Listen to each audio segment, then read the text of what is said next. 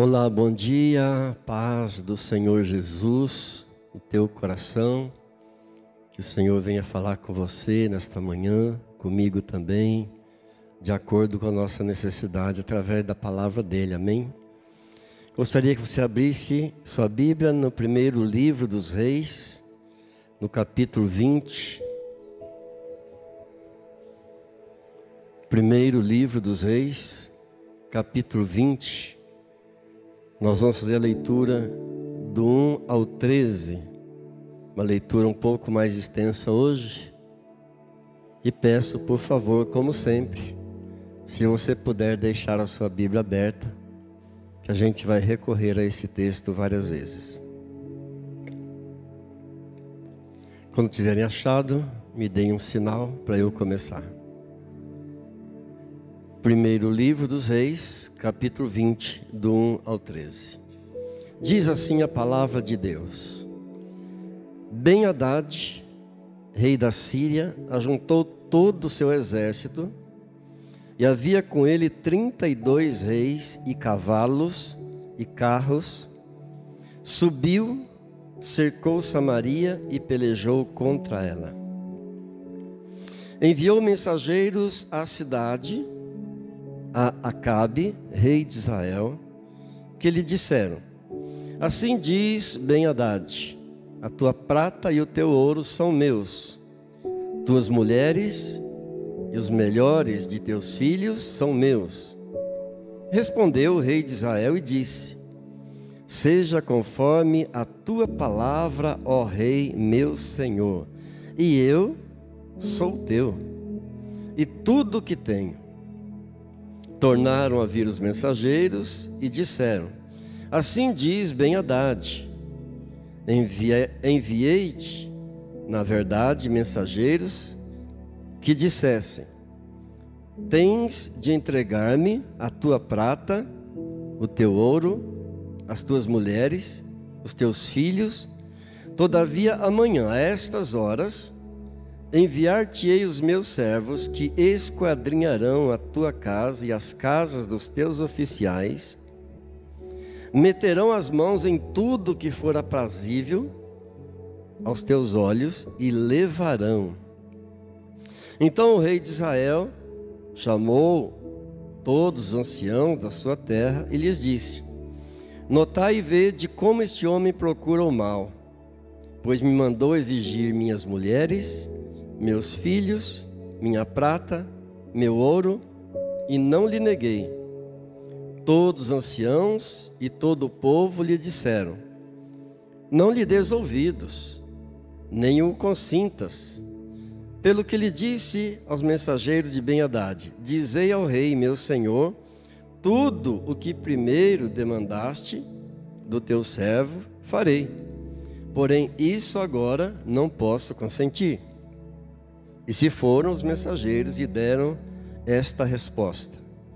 Ben-Hadad tornou a enviar mensageiros, dizendo: Façam-me os deuses como lhes aprouver. Se o pó de Samaria bastar para encher as mãos de todo o povo que me segue. Porém o rei de Israel respondeu e disse: Dizei-lhe, não se sabe quem se cinge como aquele que vitorioso se descinge. Tendo Ben-Hadad ouvido esta resposta, quando bebiam ele e os reis nas tendas, disse aos seus servos: Ponde-vos de prontidão, e eles se puseram de prontidão contra a cidade. Eis que um profeta se chegou a Acabe, rei de Israel, e lhe disse: Assim diz o Senhor: Viste toda esta grande multidão? Pois hoje a entregarei nas tuas mãos, e saberás que eu sou o Senhor. Amém. Querido Deus, abrindo nosso coração, nossos ouvidos espirituais, para tudo aquilo que o Senhor tem para nós nessa manhã. Graças te dou por tua palavra, sempre viva, sempre eficaz e mais penetrante do que qualquer espada de dois gumes, apta para discernir, dividir alma e espírito, discernir os propósitos do nosso coração. Graças por tudo, Pai, em nome de Jesus. Amém. Amém. Acabe e Jezabel. Quem conhece? Ou melhor, quem nunca ouviu falar desse casal maligno, desse rei maligno de Israel, o rei Acabe e sua mulher Jezabel, que perseguia os profetas de Deus, que matava os profetas de Deus. Acabe foi, sem dúvida alguma, o pior rei que já existiu em toda a história da nação de Israel. A gente sabe que tem muita gente ruim no mundo, mas esse Acabe, esse bateu o recorde. Ele é conhecido e famoso, mas por uma fama negativa. Foi o rei mais inútil que Israel já teve. E ele governou por 21 anos. O reinado dele durou 21 anos em Israel. Nesses 21 anos ele conduziu toda a nação de Israel à idolatria. Ele, com sua mulher, eram adoradores do falso deus Baal. E eles levaram toda a nação de Israel para a idolatria. Não temos nenhum exemplo positivo na vida desse homem. Eu andei pesquisando um pouco sobre a vida dele. Não há nenhum exemplo positivo que a gente possa citar na vida desse rei Acabe e de sua mulher Jezabel. Somente exemplos negativos. Enquanto reinou por 21 anos, causou toda a tragédia, toda a desgraça na nação, levando a nação à idolatria. Como marido, foi um péssimo marido, porque quem mandava no reino não era ele. Quem mandava no reino era Jezabel, a mulher. E como pai, péssimo pai, porque os filhos assumiram pecados tão graves quanto Acabe e Jezabel. Não foi um exemplo como rei, não foi exemplo como pai, nem como marido. Aí você poderia pensar, mas pastor, então por que usar esse homem? Por que esse cara está na Bíblia? E por que a gente usar esse cara, esse rei tão maligno, tão inútil, se ele não é exemplo de nada? Ele não tem nada para acrescentar para nós. Há uma frase que eu gosto muito, não sei quem é o autor dessa frase, uma frase muito conhecida, creio que todos vocês já devem ter ouvido. E a frase diz assim: a pessoa inteligente aprende com seus próprios erros, e a pessoa sábia aprende com os erros dos outros. O que o autor dessa frase quis dizer é o seguinte: a pessoa inteligente, ela aprende com seus próprios erros. Mas ficaria melhor se ele dissesse assim: a pessoa inteligente, ela aprende ao consertar os seus próprios erros. E o sábio, ele aprende com o erro dos outros. Eu vou dizer um segredo para vocês. Há um segredo aqui. Quando Ben-Hadad, rei da Síria, vizinho de Israel, ali do lado, esse rei de lá, Ben-Hadad, inimigo de Israel, vem com seu exército para invadir Israel, Deus entrou no negócio. Deus entrou na causa. Não tem algumas situações que a gente costuma dizer assim: só Deus na causa. Só Deus nesse negócio. Então, quando esse vizinho, o rei da Síria, Ben-Hadad, vem para invadir com seu exército, Deus entrou na causa. Deus entrou na situação. E mesmo esse rei Acabe, maligno, sendo um homem que não temia a Deus, mesmo sendo ele um péssimo rei, mesmo sendo ele um péssimo pai, um péssimo marido, um péssimo líder, mas quando o inimigo ameaçou invadir, ameaçou as famílias de Israel, diz o versículo 13, que Deus entrou na situação, e um profeta chegou para o rei Acabe e disse: está vendo toda essa multidão que está vindo contra você, contra Israel? Está vendo toda essa multidão? Eu vou te livrar, para que você saiba que eu sou o Senhor. Era Deus falando através daquele profeta a esse rei maligno, Acabe, dizendo: olha, toda essa multidão que está vindo contra você, eu vou te dar a vitória, eu vou te livrar, mas é para que você saiba que eu sou o Senhor. Diga graças a Deus. Note, o cara é ímpio, não crê em Deus, não teme a Deus, persegue os profetas de Deus, é um péssimo rei, é um péssimo líder, é um péssimo marido, é um péssimo pai, mas Deus está dizendo: por amor às famílias de Israel, eu vou dar o livramento para ele. Por amor às famílias. Então vamos trazer isso para nós, fazer aqui uma analogia.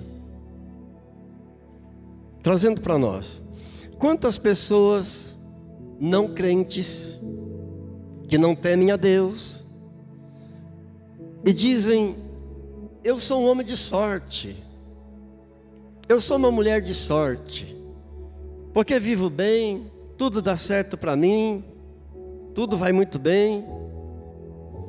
E queridos, quanta coisa boa acontece na vida de pessoas que não temem a Deus, não tem nenhum compromisso com Deus, mas elas vivem bem, e acontecem muitas coisas boas na vida delas. Deus está dizendo: não é sorte não, é porque eu amo a sua família. Deus está dizendo: não é sorte, eu amo a família. Conhece alguém assim? Que vive bem, tranquilo, sem nenhum temor a Deus, sem nenhum compromisso com Deus? E ela pensa que é sorte, mas não é. É porque Deus ama a família. Por amor à família eu tenho te abençoado, eu tenho te dado livramento. Há uma lição para nós aqui. Qual é a lição? Tem bênção que a gente recebe porque Deus ama as famílias. Pensando em nós, você, antes de temer a Deus, de conhecer a Deus, quanta bênção você recebeu? Quanta coisa boa aconteceu na tua vida? Por amor às famílias que Deus faz isso, querido. Vai ver, na família tem uma esposa crente que ora. Vai ver, na família tem um marido crente que ora. Vai ver, na família tem um filho crente que ora por aquela família. Vai ver, na família tem uma filha crente que ora por aquela família. Tem um pai que é crente, tem uma mãe que é crente, que é fiel a Deus. De repente tem um na família que é fiel a Deus, fiel nos cultos, fiel na oração, fiel nos dízimos, fiel nas ofertas a Deus. E por amor à família, Deus dá livramento, Deus traz bênção. Diga graças a Deus.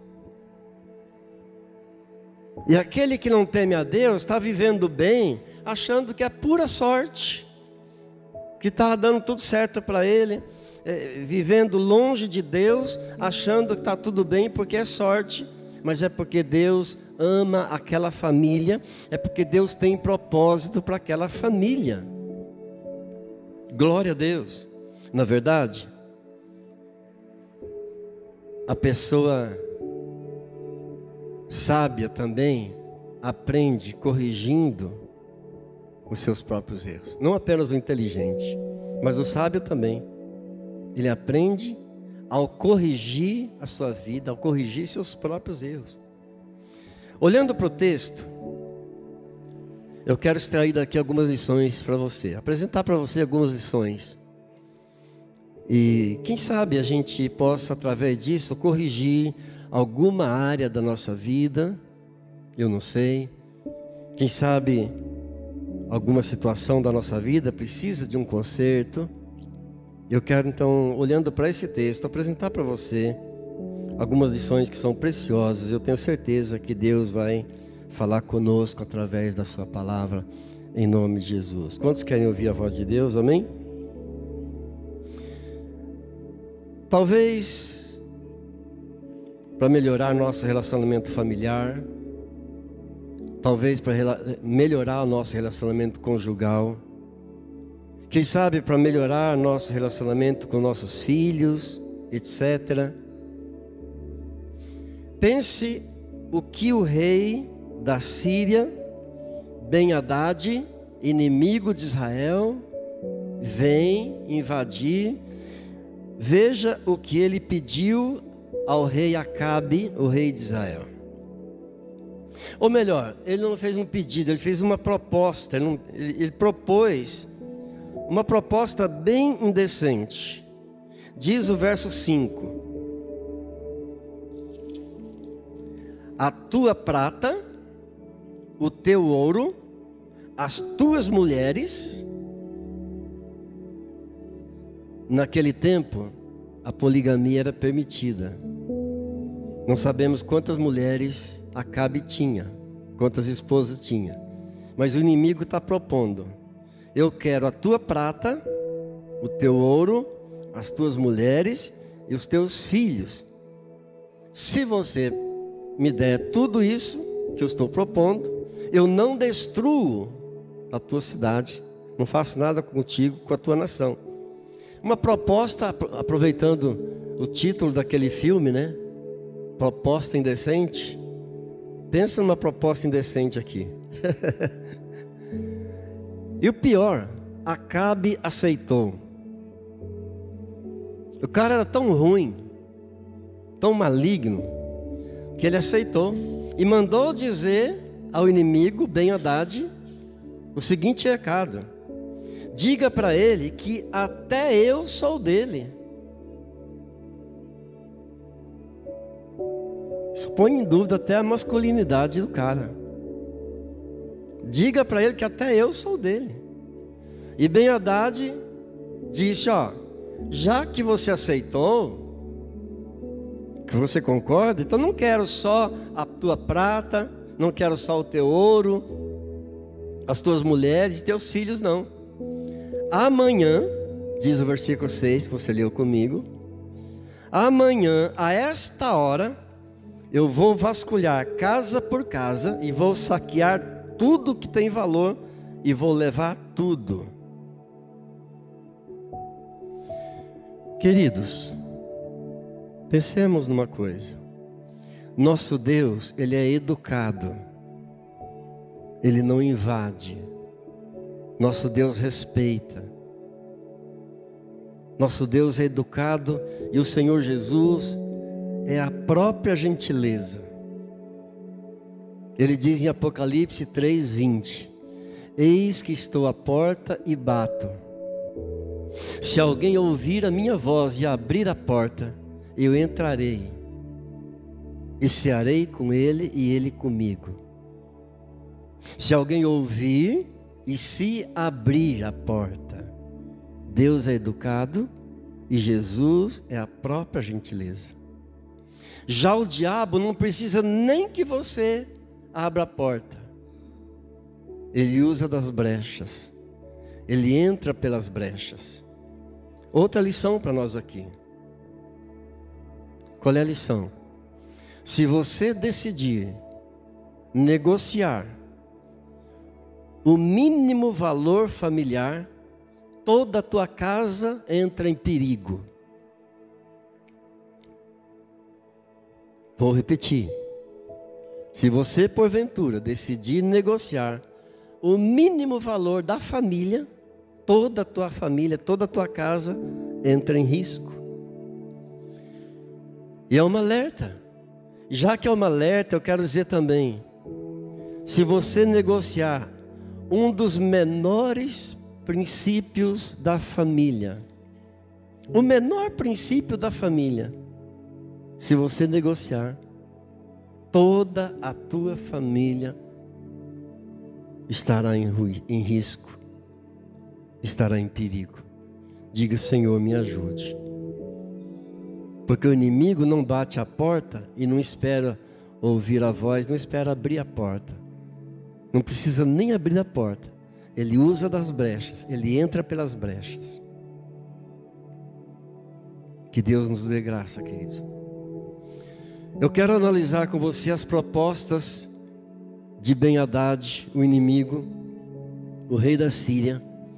As propostas que ele apresentou ao rei de Israel, ao rei maligno, Acabe. São 4, mas hoje provavelmente não dê tempo de nós pensarmos em todas. E a gente continua numa outra oportunidade. Primeira proposta que ele fez. Lembrando, queridos, que Ben-Hadad, esse rei maligno da Síria, ele é uma simbologia de Satanás, o inimigo, aquele que vem para matar, roubar e destruir. Então, Ben-Hadad, rei da Síria, vizinho de Israel. Acabe, rei maligno de Israel. Ele vem e faz 4 propostas. Primeira: eu quero a tua prata e o teu ouro. Por quê? Porque prata e ouro fala de finanças. Isso significa: eu quero as tuas finanças. Fala dos tesouros da nação. E você sabe que quando o diabo consegue tocar nas finanças de uma nação, ele destrói a nação. Quando o diabo consegue tocar nas finanças de uma família, ele destrói a família. Quando o diabo consegue tocar nas finanças de uma empresa, ele destrói aquela empresa. Quando ele consegue tocar nas finanças de um país, ele destrói aquele país. E quantas nações já sucumbiram porque deixaram o inimigo tocar nas finanças da nação? Vai sucumbir mesmo.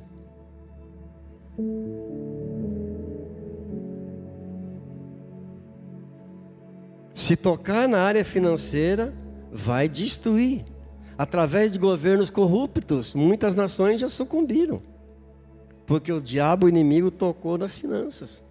Tocou no tesouro. O diabo sabe que uma crise financeira é uma oportunidade tremenda para uma crise dentro de uma família, dentro de uma casa. Uma crise financeira é uma brecha enorme dentro da família para o diabo agir. Tínhamos uma família que era vizinha nossa, há muitos anos atrás. E havia uma moça naquela família muito trabalhadeira. Mas a gente via aquela moça sempre muito triste, cabisbaixa, com as roupinhas mais surradas, mais simples. Ela nem se arrumava, só trabalhava e sempre triste. Um dia essa moça se suicidou. E nós entendemos o porquê que ela vivia daquela maneira. Ela deixou uma carta para a mãe dizendo: mãe, agora a senhora pode usufruir bem de todo o meu dinheiro. Ficamos sabendo então que a mãe sugava todo o salário dela, não dava um tostão para ela. E era um lar de briga, de confusão por problemas financeiros. O diabo sabe que uma crise financeira numa família, numa casa, é uma brecha, é uma oportunidade maravilhosa para ele fazer o que ele veio fazer: matar, roubar e destruir. Pastor, como que uma crise financeira pode acontecer? Primeiro, por um momento de adversidades. Ninguém está isento. Ninguém está imune a algum momento de adversidade na vida. Segundo, alguma enfermidade, uma redução no ganho. A pessoa ganhava tanto, passou a ganhar menos. Isso pode causar uma crise financeira na família, na empresa, no lar. Um desemprego pode causar uma situação financeira. Um acidente. Várias situações podem causar uma crise financeira. Pelos dados do IBGE, segundo o IBGE informa, 5 motivos de divórcio principais no Brasil.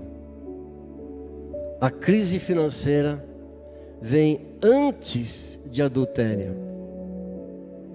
Dos 5 principais motivos de divórcio no Brasil, a crise financeira está antes do que o adultério.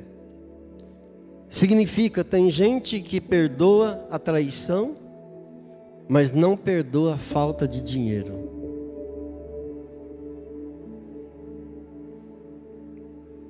Quantos casos? O diabo, sabendo disso, poderá usar da falta de dinheiro, poderá usar de uma crise financeira para minar a família. Que Deus nos ajude, amém, queridos? Graças a Deus que a Bíblia diz em Ageu, capítulo 2, verso 8: minha é a prata, meu é o ouro. Quem sabe Deus me colocou aqui diante de alguém, esteja com algum problema, ou esteja preocupado com a situação financeira, ou da sua casa, da sua família, ou da sua empresa. Eu quero orar com você nesta hora por essa questão em nome de Jesus. Pai, em nome de Jesus, nós cancelamos agora todo ataque do inimigo na nossa mente, no nosso coração, nos nossos pensamentos, todo espírito maligno de destruição de lares, de famílias, todo espírito de morte, todo espírito de falência, todo espírito ladrão das finanças, eu te proíbo agora em nome de Jesus. Te repreendo e te expulso em nome de Jesus. Não te aceito nessas famílias aqui, em nome de Jesus. Em nome de Jesus. Algo curioso aqui, queridos. Por que as crises financeiras acontecem? Será que tudo é o diabo? Não. Nem tudo é o diabo. Mas então por que acontecem as crises financeiras? 90% das crises financeiras acontecem por falta de planejamento. 90% é falta de planejamento. Famílias estão sofrendo, pais sofrendo, mães sofrendo, porque não souberam administrar aquilo que Deus deu. Tem gente que não faz o planejamento nem para o dia de amanhã. Acorda, não tem um dinheiro para ir na padaria. Tem gente assim, não faz um planejamento. E 90% das crises financeiras acontecem por falta de planejamento. Não é o diabo. E se a pessoa cair nessa, acontecer, sofrer por causa disso, nem adianta culpar o diabo. Não é o devorador, não. O devorador vai dizer: eu não tenho nada com isso. Sei que não tem planejamentos. Problema seu. Pastor, e como fazer para blindar a família desse problema? Como fazer para a gente se proteger nessa área financeira, para não dar brecha? Tem algumas regras básicas, simples. Sei que não é novidade que eu vou apresentar para você, mas é bom a gente repetir aquilo que a gente já sabe. Simples as regrinhas, mas muito importantes. Primeira delas, nunca gaste mais do que você ganha. Óbvio, é óbvio. Nunca gaste mais do que você ganha. Muita gente vivendo fora da realidade, porque gasta mais do que recebe. Se eu ganho 5, por que eu vou querer viver como se eu ganhasse 10? Se eu ganho 5, não adianta eu querer viver fora da minha realidade. Vai dar problema. E um problema muito repetido na nossa geração, problema grave nos dias de hoje, é a gente usar um dinheiro que não tem para comprar aquilo que não precisa. Esse é um problema da nossa geração. Usar um dinheiro que não tem ainda para comprar algo que não precisa ainda. Eu não estou generalizando, claro. Não estou generalizando, mas é um problema recorrente nas famílias. Gastar o dinheiro que não tem ainda para comprar algo que não precisa. Não compre o que você não precisa. Não culpe o diabo também depois. O diabo não teve nada a ver. Primeiro, nunca gaste mais do que ganha. Segundo, poupe, reserve para o futuro.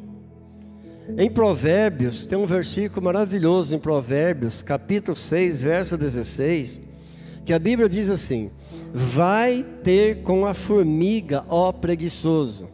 O que a Bíblia está dizendo? Vai aprender com a formiga. Por quê? Você não vê formiga por aí no inverno. Você só vê formiga andando para lá e para cá e trabalhando só no verão. Porque no verão elas trabalham, armazenam, para quando chegar a crise, quando chegar o inverno, elas têm guardado. Por isso a Bíblia traz esse versículo, essa comparação. Vá ter com a formiga. Poupe para o futuro. Reserve algo para o futuro. É uma coisa tão normal, tão antiga, né? Antigamente, as pessoas costumavam guardar debaixo do colchão. Então é uma prática antiga, até debaixo do colchão. É um costume normal.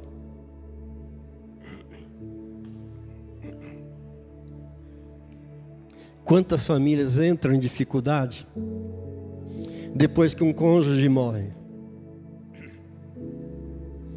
Quantas famílias entram em dificuldade financeira quando morre ou o marido ou quando morre a esposa? Não pensou no futuro, não planejou.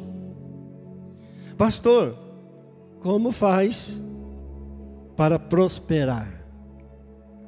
Primeiro, lembrando que prosperar não é ficar rico. Prosperidade não significa riqueza. Prosperidade significa não ter falta de nada. Como é que eu faço para ser próspero? Como é que eu faço para ter uma vida tranquila, sem ter falta de nada? 3 regras. E elas não falham. Primeiro, trabalho. Segundo, boa administração. Terceira, fidelidade a Deus. Trabalhar, administrar bem e ser fiel a Deus. Não adianta ser fiel a Deus se eu não gosto de trabalhar. Sou fiel a Deus, mas se eu não trabalho, não adianta nada. Não adianta eu gostar de trabalhar, ser um bom administrador das minhas finanças, ter uma boa renda, se eu não for fiel a Deus. Também não adianta nada. Malaquias, todos conhecem Malaquias, capítulo 3, verso 10. A Bíblia diz assim: trazei todos os dízimos a casa do tesouro, para que haja mantimento na minha casa. E provai-me nisto, diz o Senhor dos Exércitos, se eu não vos abrir as janelas do céu e não derramar sobre vós bênção sem medida. É a palavra de Deus. É Deus falando. E quem não é convertido a respeito do dízimo, quem não é convencido a respeito do dízimo, usa um monte de desculpas para não ser fiel a Deus. E uma delas é que essa ordem de Deus em Malaquias é do Antigo Testamento. Então não leia mais o Salmo 91. Caiam 1000 ao meu lado, 10.000 à minha direita, eu não serei atingido, porque é Antigo Testamento. Então não leia e não creia no Salmo 23. O Senhor é meu pastor, nada me faltará, porque é Antigo Testamento. A verdade é que quando não se é convertido a respeito do dízimo, não é e pronto. E quando a pessoa ela é convencida, quando o Espírito Santo convence a pessoa a respeito do dízimo, o pastor não precisa ficar falando toda semana, trazei o dízimo, traga o dízimo, traga teu dízimo.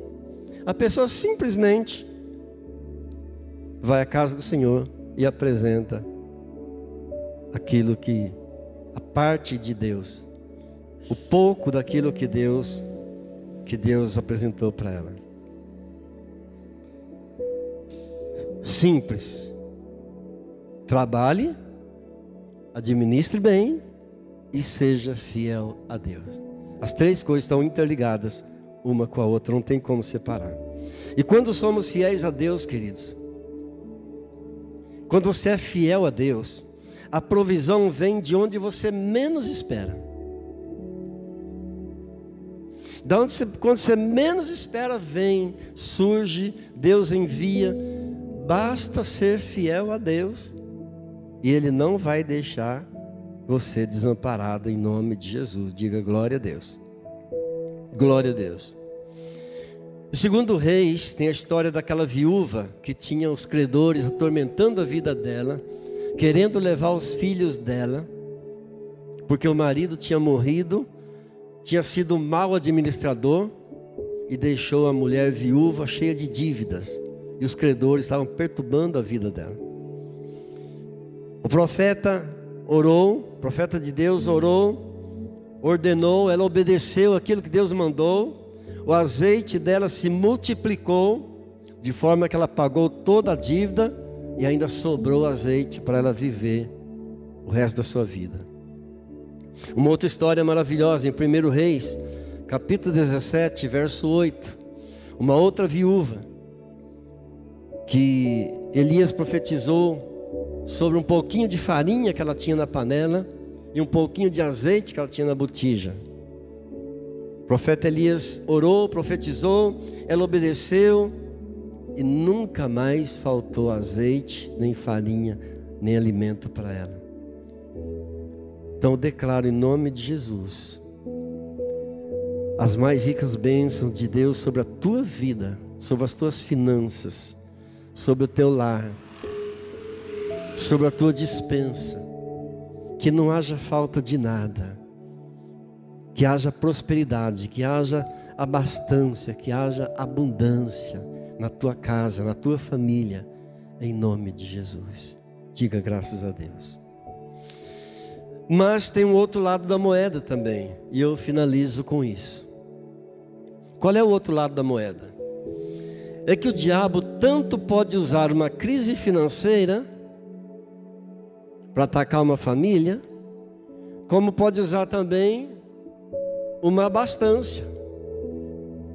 E tanto pode usar a falta de dinheiro para atacar uma família, como pode usar uma família com muito dinheiro também, para causar confusão e destruição na família. Nós já vimos famílias atacadas por falta de dinheiro, e também já vimos famílias atacadas porque tinham muito dinheiro.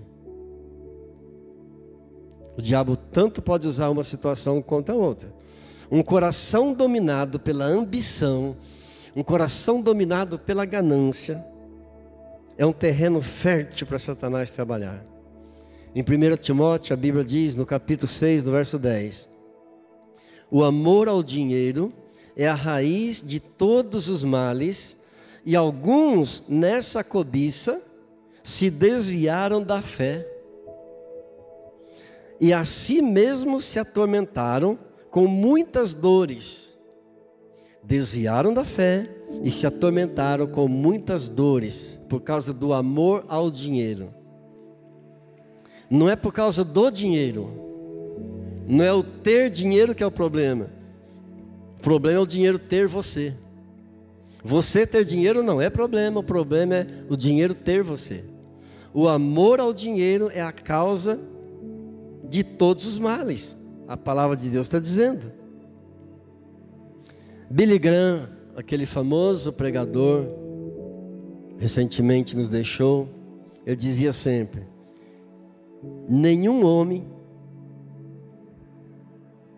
o problema não é nenhum homem ter dinheiro. O problema é o dinheiro ter o homem. O dinheiro pode comprar a melhor cama do mundo, mas não pode comprar o sono. O dinheiro pode comprar a melhor casa do mundo, mas não pode comprar um lar.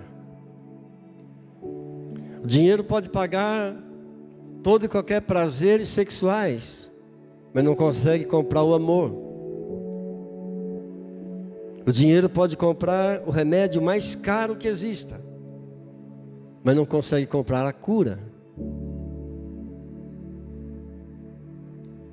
Não permita que o diabo use o dinheiro para minar a tua família. Não permita que o diabo use uma crise financeira. Não permita que o diabo use uma situação, uma questão de dinheiro para destruir tua família, o teu lar, para roubar a paz da tua casa, da tua família, em nome de Jesus. Não permita que uma busca desenfreada por dinheiro venha roubar momentos especiais com a sua família. Momentos especiais com a família não tem preço. Momentos especiais com os filhos não tem preço. Então não permita que uma ganância, uma busca desesperada por dinheiro venha destruir tua família, venha roubar esses momentos especiais. Tem coisa que o dinheiro não compra. Muita coisa que o dinheiro não compra. E um tempo de qualidade com os filhos, um tempo de qualidade com o cônjuge, também não tem dinheiro que pague. Que Deus nos ajude. Que Deus nos dê graça, que Deus nos dê sabedoria para lidarmos com todas essas situações. Foram 4 propostas desse rei maligno da Síria, Ben-Hadad, contra o rei maligno também de Israel, Acabe. A primeira delas foi: eu quero o teu ouro e a tua prata. As próximas nós meditaremos no próximo culto, se Deus permitir. Amém. Vamos orar? Curvemos nossas cabeças em oração diante do Senhor nosso Deus Todo-Poderoso. Querido Deus, querido Pai, fizemos uma reflexão breve e simples da Tua Palavra, mas o Senhor falou com cada um de nós. Olhamos para Ti, Senhor, nesta hora, e meditamos em todo o Teu sofrimento na cruz. E mesmo assim o Senhor bradou ali com tanta ternura: Pai, perdoa-lhes porque não sabem o que fazem. Portanto, Deus, nós assumimos agora o nosso papel de filhos de Deus, Teus servos. E com essa graça que procede do Senhor para nós, decidimos obedecer a Tua Palavra. Obedecer aquilo que o Senhor tem falado, a maneira como o Senhor tem nos ensinado, Deus. Pai, graças Te dou, Senhor. Bem sei que o perdão não depende de um sentimento, mas de uma decisão da minha vontade. Eu tomo a decisão, Senhor, de perdoar as pessoas que me ofenderam, que me magoaram, que me feriram. Obrigado que Teu Espírito está derramando do Teu amor em meu coração nesta manhã. E eu libero, Deus, para os meus ofensores. Muito obrigado, Pai. Eu sei que uma virtude de um espírito recriado pela Tua semente divina é perdoar.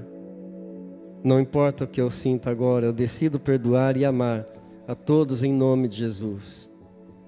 Decido obedecer a Tua palavra, cumprir Teus propósitos na minha vida, na minha casa e na minha família.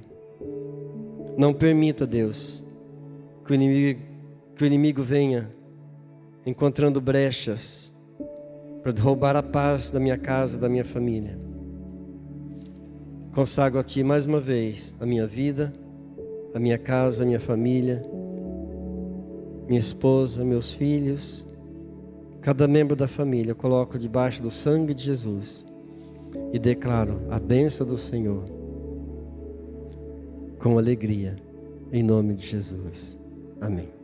Fiquemos de pé, levante suas mãos para os céus.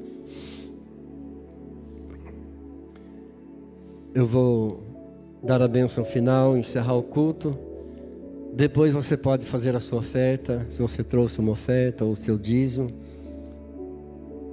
E se desejar uma oração, pode vir à frente, eu quero orar, te abençoar a tua vida em nome de Jesus. Pai, em nome de Jesus, declaro a bênção do Senhor sobre cada família, sobre cada lar aqui representado nesta manhã. Uma semana de vitória, de paz, de alegria, de prosperidade. Ó Deus, e de uma intimidade, de uma comunhão mais íntima, mais profunda com o Senhor. É o meu desejo, a minha oração, em nome de Jesus. Amém. A graça do Senhor Jesus, o amor do Pai e a comunhão do Espírito Santo de Deus seja sobre a tua vida, sobre a tua casa e a tua família, hoje e sempre. Amém. Diga graças a Deus.